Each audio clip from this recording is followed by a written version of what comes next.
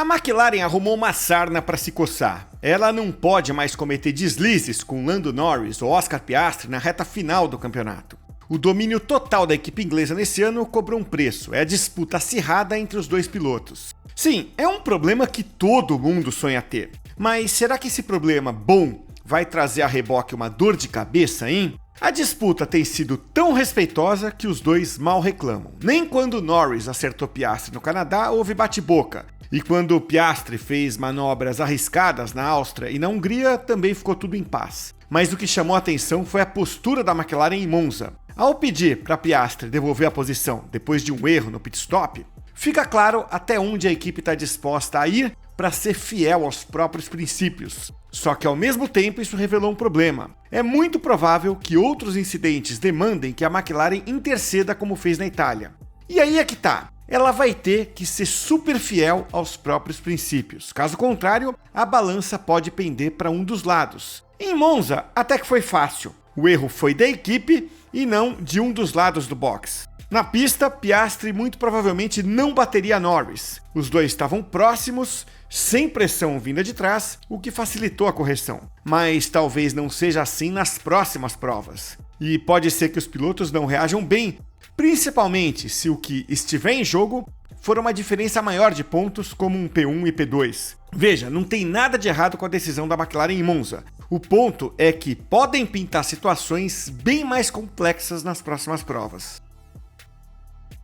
A turma pró-Piastri, ou anti-Norris, ficou empolvorosa e criticou Zac Brown. Claro, eles vão dizer que a McLaren favoreceu o inglês na Itália, mesma acusação que tinham feito na Hungria. E aí surgem as especulações meio surreais do tipo, como é que vai ser se um piloto bater no outro? Mas teorias apocalípticas à parte, o fato é que a McLaren carrega agora o peso de ser perfeita no tratamento igualitário nas provas que restam.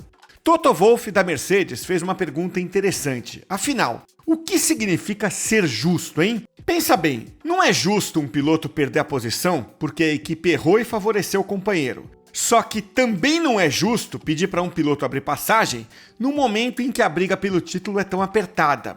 Não é uma situação nova para a McLaren como equipe, viu? Mika Häkkinen venceu as duas primeiras corridas no ano, em 97 e 98. A equipe então mandou David Coulthard abrir passagem, alegando que Häkkinen tinha sido prejudicado. Em 98, por exemplo, Mika parou nos boxes por engano, depois de entender mal uma mensagem no rádio. Imagina isso hoje, com as redes sociais e com toda a polarização das torcidas. Na época, a polêmica passou rápido, porque Häkkinen depois dominou Coulthard por 2 anos. Mas o problema da McLaren não vai evaporar com a mesma facilidade agora. A intervenção em Monza veio uma semana depois de outro momento decisivo no campeonato entre os dois. Foi a quebra do carro de Norris na Holanda.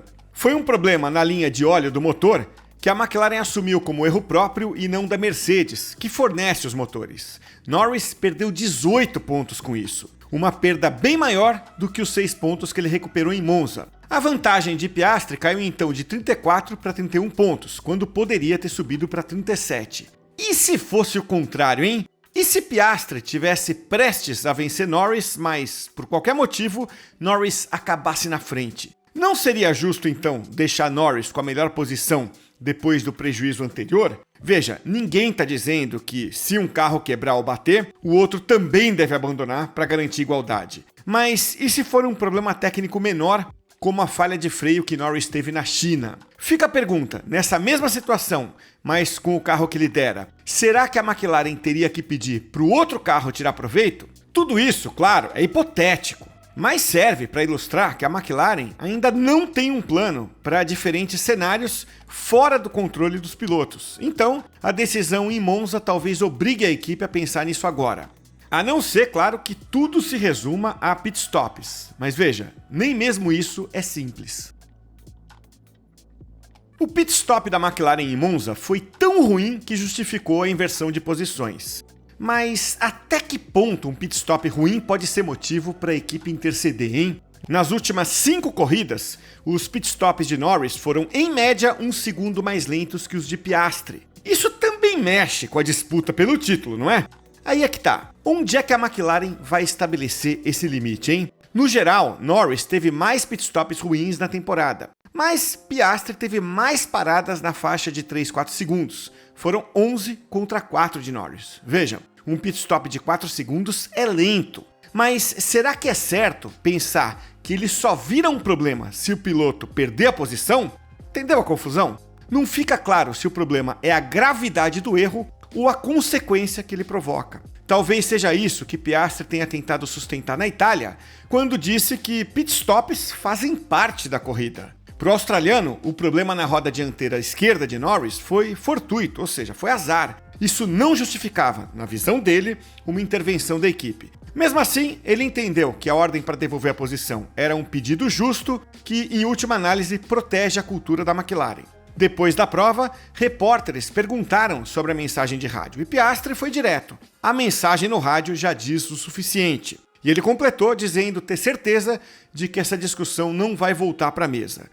Nesse caso em particular, aparentemente o plano da McLaren para lidar com pitstops lentos foi deixado de lado em nome de evitar que a ordem dos boxes influenciasse no resultado final.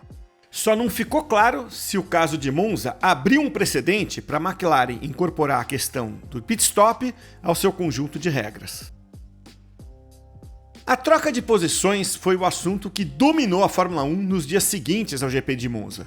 E isso revela duas coisas. A primeira, essa temporada da Fórmula 1 está precisando urgentemente de alguma polêmica real. A segunda, a disputa pelo título está ficando cada vez mais polarizada, mesmo que isso esteja acontecendo de forma atípica. Nesse caso, houve um incidente real, não apenas um cenário hipotético. Talvez por isso o barulho na McLaren tenha sido muito maior do que tinha sido na Hungria e em Zandvoort. Foi uma interferência direta, ainda que corretiva e justificada, mas veja, a tensão não veio dos pilotos, veio da própria McLaren. Talvez isso mude nas últimas corridas, caso Piastri e Norris comecem a arriscar tudo. Mas, por enquanto, essa não é uma situação parecida com a disputa de 2016 entre Hamilton e Rosberg nos tempos de Mercedes. Segundo Toto Wolff, os dois eram animais diferentes no carro e não tinham piedade um do outro. Os pilotos da McLaren são bem diferentes. Não existe animosidade pessoal. Pelo contrário, querem sempre fazer o que é certo para a equipe. Esse comportamento leva a McLaren a tentar controlar de perto certas situações e, ao mesmo tempo, deixar os pilotos livres para competir. Na comparação com a Mercedes, os dois carros da McLaren têm mais liberdade estratégica. Em compensação, existe uma expectativa de que, às vezes, os pilotos vão ter que acatar as ordens. Isso nunca aconteceria na Red Bull, que é focada num piloto só. E mesmo na Mercedes, onde os pilotos agiam por conta própria. Hamilton, por exemplo, ignorou ordens de equipe contra Rosberg mais de uma vez. A Mercedes até tentava intervir, só que era inútil. O próprio Toto Wolff já disse que hoje lidaria com a temporada de 2016 de uma forma diferente, só não disse como exatamente. Mas é pouco provável que hoje ele perdesse tempo tentando controlar os eventos do jeito que a McLaren anda fazendo nesse ano.